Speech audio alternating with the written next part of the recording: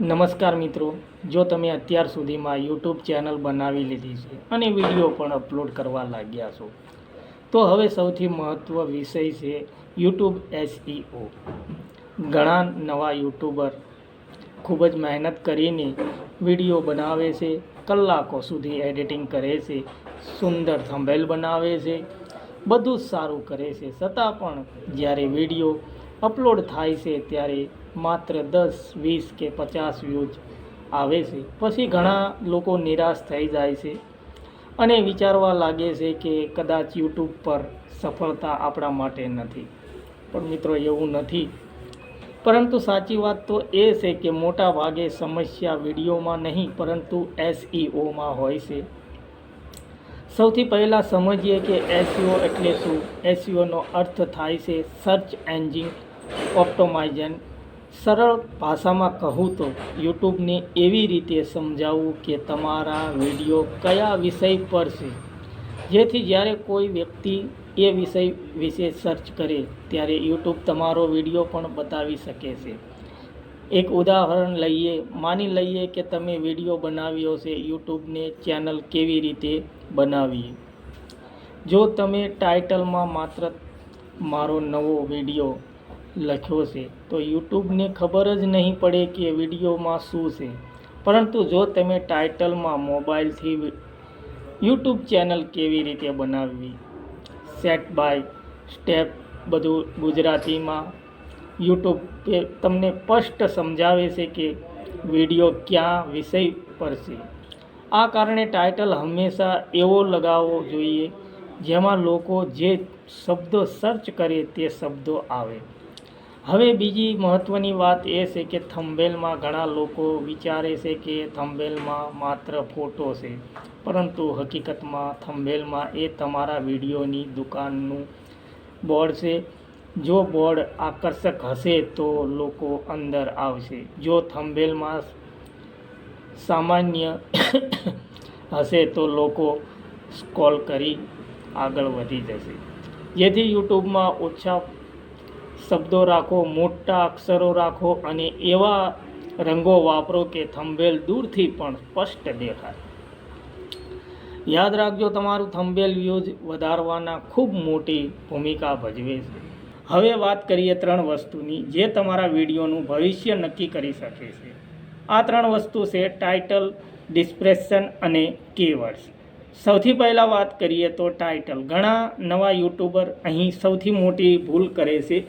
તેઓ વિડીયો તો સારો બનાવે છે પરંતુ ટાઇટલ એવું લખે છે કે લોકોનું ધ્યાન જ ત્યાં ન જાય. યાદ રાખજો, ટાઇટલ એ એકમાત્ર નામ નથી. ટાઇટલ એ તમારા વિડીયોની પહેલી જાહેરાત છે, તમારા વિડીયોનું ભવિષ્ય છે.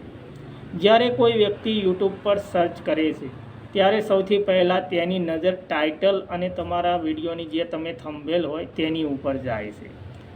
હવે મિત્રો, રસપ્રદ તો ત્યારે લોકો થશે કે જ્યારે તમારું ટાઇટલ અને થંબનેલ સારું હશે.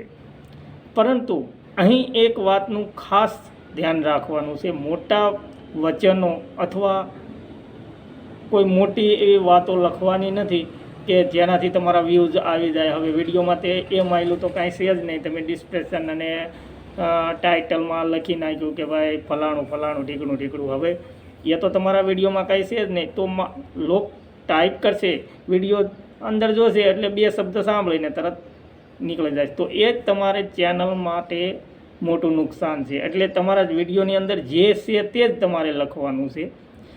માનો કે તમે કોઈ યુટ્યુબ માટે ચેનલ બનાવી તો તમારે યુટ્યુબને લગતા જ તેમાં કીવર્ડ ટાઈપ કરવાના છે.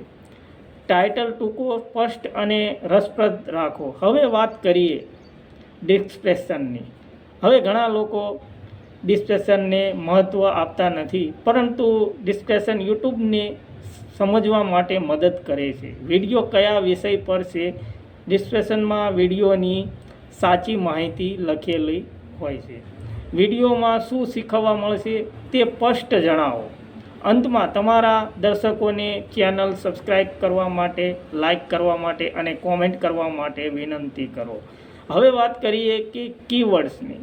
કીવર્ડ્સ એટલે એવો શબ્દ જે લોકો યુટ્યુબ પર સર્ચ કરે છે. જો તમારી વિડીયો યુટ્યુબ વિશે છે તો YouTube tips Gujarati, YouTube SEO, new YouTube channel, YouTube જેવા સંબંધિત શબ્દો ઉપયોગી બની શકે છે.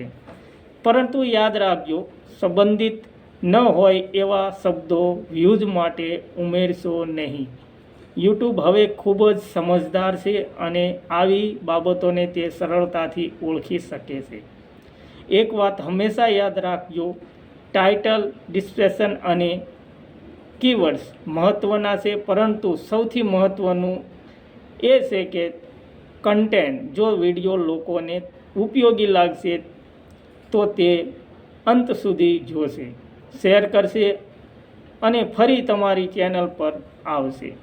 આગળના ભાગમાં આપણે વાત કરી એવું થંબનેલ કેવી રીતે બનાવવું કે લોકો સ્ક્રોલ કરતાં પણ તમારા વિડીયો પર ક્લિક કરે. હવે જો આ ભાગ તમને મિત્રો ઉપયોગી લાગ્યો હોય તો વિડીયો લાઈક કરો, ચેનલને સબસ્ક્રાઈબ કરો અને આગળના ભાગ માટે તૈયાર રહો. ધન્યવાદ.